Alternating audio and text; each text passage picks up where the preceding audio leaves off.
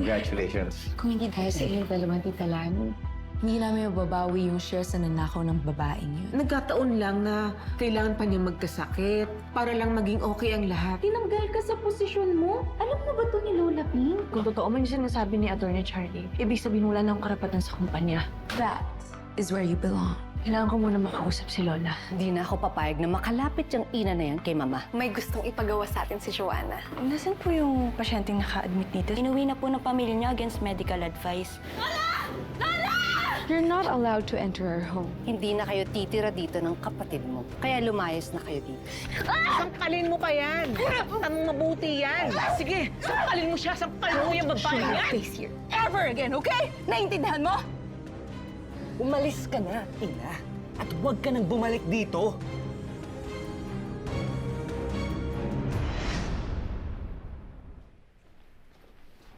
Edwin, halika dito. Halika dito. Alam ko yung pinaplano mo. Magsusumbong ka kay Mama sa nangyari kay Ina. Huwag mo nang ituloy yan. Wala naman, may sasabihin lang ako. Huwag ka nang magsinungaling, Edwin. It's too obvious. Ikaw na mismo ang naghuhukay ng sarili mong libingan. Kapag itinuloy mo yung mga balak mo, I'll make sure na mawawalan ka ng trabaho. At wala na si Ina dito. At hinding-hindi na siya babalik. At si Mama, unti-unti nang kinakain ang sakit niya.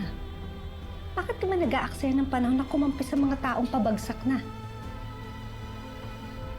Perhaps, it's time for you to reevaluate kung na kanino talaga ang loyalty mo, Edwin. Eh kung ayaw mong mawala ang lahat ng meron ka ngayon, including your job.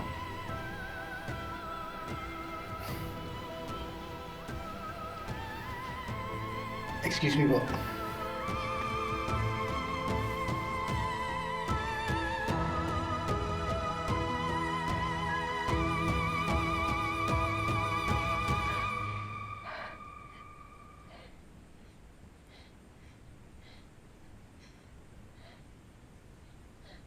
Ina, kung ayaw mong masaktan at mapahiya, please, just go, just leave.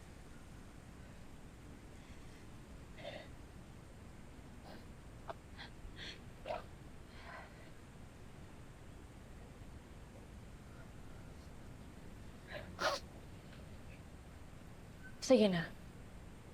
Tanggap ko na yung pagpapalayas niyo sa akin. Wala rin naman akong karapatan magreklamo eh. Pero sa akin lang, bigyan niyo lang ako ng pagkakataon makita at makausap si Lola. Lola is fine. Hindi mo na siya kailangan makausap.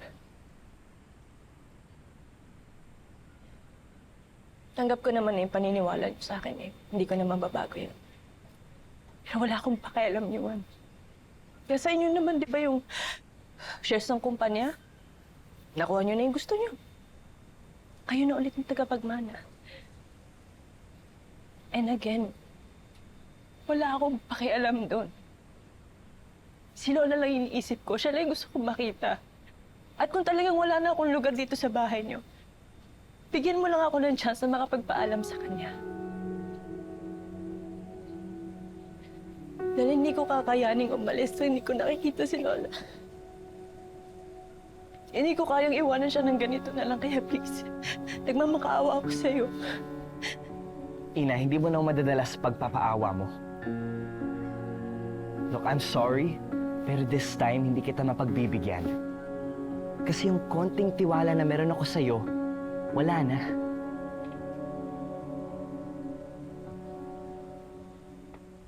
Sana tama yung mga desisyon niyo. Sana tama yung mga taong pinagkakatiwalaan niyo. Okay lang sana kung kayo lang ni Joanna yung mapapahamak eh, pero damay dun si Lola. At yun ang inaalala ko. Walang mangyayari sa amin, Ina. And I can assure you that we'll be just fine. Sige lang. Maniwala lang kayo dyan kay Atty. Charlie. Para sabihin ko sa'yo, kung merong mang taong nagpabilog at nagpauto, hindi si Lola yun. Kayo yun ni Juan. Sana imulit mo naman yung mga mata mo, Juan. Oo, hindi tayo okay. Pero sinusigurado ko sa'yo na hindi ako yung totoo niyong kalaban. Sana matuto ka naman makiramdam. I'm trying to help you. I'm trying to save you. Dahil kung ligtas kayo, ligtas din si Lola. Yun ang importante, yung kaligtasan niya. Mamakaawa ko sa'yo yun. Makinig ka naman sa akin. Tigilan mo na ako, Ina. Look, hindi na ako maniniwala sa'yo.